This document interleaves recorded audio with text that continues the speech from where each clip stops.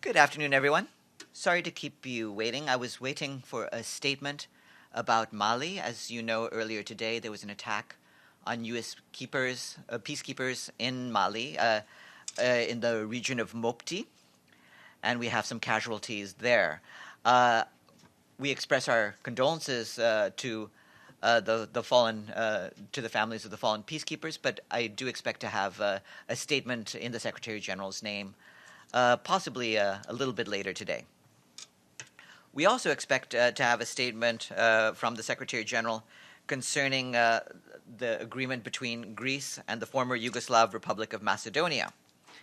You'll have seen that earlier this morning we issued a statement by Matthew Nimitz, the Secretary General's personal envoy, in which he welcomed the ratification of the Prespa Agreement by the Parliament of Greece. Mr. Nimitz commended the Parliament and the government of Greece on this visionary step, noting that this historic agreement between two neighbors opens the door to a new relationship between them and ushers in a new era for the consolidation of peace and security in the Balkans. He said that he looks forward to completion of the process as outlined in the agreement and reiterated the continued commitment of the United Nations to working with the two parties. And as I mentioned, we do expect a statement from the Secretary General on this. The UN High Commissioner for Human Rights, Michelle Bachelet, today condemned and called for effective investigations into the violence that has led to several deaths and injuries during this week's protests in Venezuela. She urged all sides to conduct immediate talks to defuse the increasingly incendiary atmosphere, and said that she's extremely concerned that the situation in Venezuela may rapidly spiral out of control with catastrophic consequences. The High Commissioner said her staff have also received more than 350 reports of large-scale detentions of demonstrators and have been collecting information about raids on property in some of the poorest areas of Caracas, where at least 180 protests have taken place during the course of the week.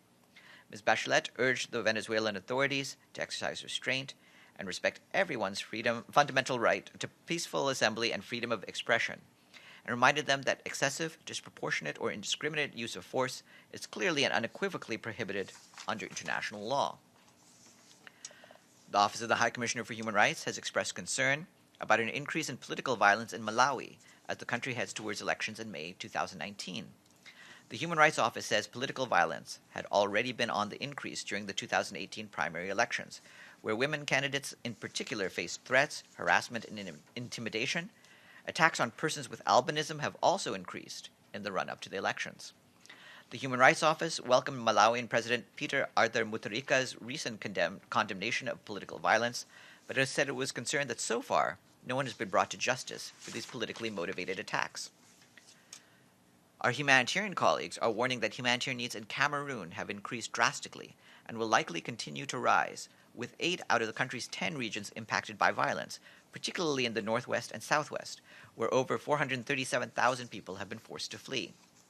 According to the Office for the Coordination of Humanitarian Affairs, 4.3 million people need life-saving assistance, an increase of 31% from 2018. In a statement issued yesterday, the humanitarian coordinator for Cameroon, Allegra Bayochi, and Cameroon's Civil Protection Director, Yap Mariatu, said attacks against civilians had increased, while many conflict-affected people were surviving in harsh conditions without assistance due to the dramatic underfunding of the humanitarian response. A joint humanitarian response plan for 2019, presented yesterday in Geneva, is seeking $299 million to assist 2.3 million people. This morning, the Undersecretary General for Political and Peacebuilding Affairs, Rosemary DiCarlo, spoke to Security Council members during an open debate on the impact of climate-related disasters on international peace and security. Ms. DiCarlo said climate change affects peace and security in indirect but serious ways. In the Sahel, competition for resources had fueled tensions between herders and farmers. In the Lake Chad Basin, drought has reduced economic opportunities and threatened the livelihoods of many who are turning to armed groups. And in Asia, studies have shown a link between the impact of climate change on livelihoods and the intensity of civil conflicts. Ms. DiCarlo also pointed to climate-related displacement as an acute problem which drives up local tension, as well as human trafficking and child exploitation. She said the UN is intensifying efforts to address climate-related security risks and is leveraging its partnerships with member states and civil society to act with urgency on this collective problem. Members of the Council also heard from UNDP Administrator Achim Steiner and Chief Scientist of the World Meteorological Organization, Pavel Kabat. In response to questions asked at the noon briefing yesterday, our human rights colleagues put out a press release today saying that the UN human rights expert Agnes Callamard will visit Turkey from the 20th of January to the 3rd of February. You can read more about her travel on the UN Human Rights Office's website. On Saturday, the Secretary General will attend a ceremony at Park East Synagogue in Manhattan for a ceremony marking the International Day of Commemoration in memory of the victims of the Holocaust. He's expected to express his alarm at rising anti-Semitism, the proliferation of neo-Nazi groups, and growing discrimination against minorities, migrants, refugees, and others. In a video message for the day, the Secretary General said that we see bigotry moving at lightning speed across the internet and intolerance entering mainstream politics, and stressed the need to be vigilant. In this connection, correspondents are invited to attend next week's events to mark the International Day of Commemoration. On Monday, the Holocaust Memorial Ceremony will take place in the General Assembly Hall from 11 a.m. to 1 p.m. Speakers will include the Secretary General, the President of the General Assembly, and the Permanent Representative of Israel to the United Nations. For more details on the ceremony and a full list of events, please visit the Week Ahead page on the spokesperson's website. And that is it for me. Yes. Thank you, Farhan. With the unfolding situation in Venezuela and the U.S. call for an emergency meeting of the Security Council, is Secretary General planning to take part in this meeting, offering his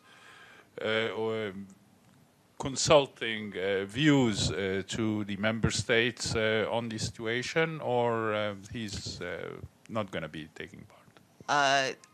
It's not on the schedule, but the Secretary General has taken note of the Security Council meeting on Venezuela that is scheduled for tomorrow, and we'll see what happens there. I guess we'll. At this stage, it's not in the schedule. The one thing he is going to be doing, as I pointed out to you just now, is go to the ceremony at Park East Synagogue. Evelyn? Will he be meeting separately with Mr. Pompeo?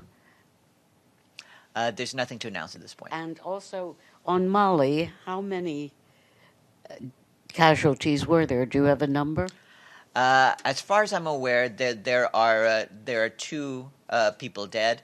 There's also several more who have been injured and are being treated. Like I said, we do expect to have a statement, hopefully within the next hour or so, about this. Yes. Right. Thank you, Farhan. Can you confirm that the head of UN observers in Yemen, the Dutch general, will resign? No, I think, as I've been pointing out, General Patrick Cameroon is continuing with his work. He and the special envoy, Martin Griffiths, have in recent days been in Riyadh, meeting with, among others, with members of the government of Yemen. If there's anything further to announce down the line, I'll mention it. But at this stage, he has his work to do and is doing it. Yes, Maria.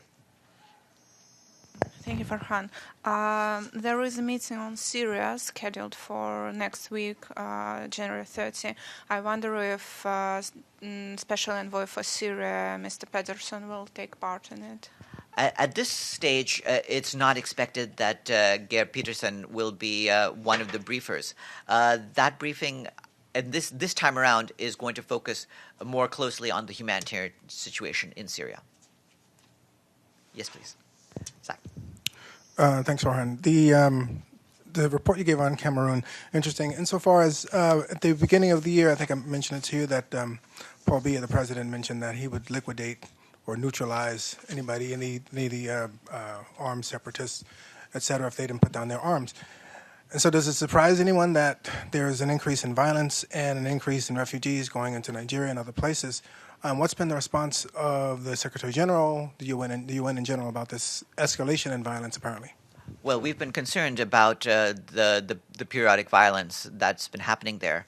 Our special advisor there, Francois Lonsany Fall, has in fact in recent days been in Cameroon, where he spoke with several senior officials, including the Prime Minister of Cameroon, and made clear our various concerns. One of the things we're hopeful for is that there will be more efforts by the government of Cameroon to have a more constructive and positive relationship with the communities, including the Anglophone communities, and that is part of what Mr. Fall has been pressing while he's been there. Yes, please. Thank you, Farhan. Can you give an update for West Sahara? What's going on? You have any info about that? There's nothing especially new to say. Mr. Kohler has been continuing with his work, but I don't have any new round of meetings or talks to announce at this point. Yes, please, Shauna. Hi, Farhan. Just a logistical question. Is Rosemary DiCarlo the briefer tomorrow? Can you confirm that? I can't confirm that. I can't confirm that at this point.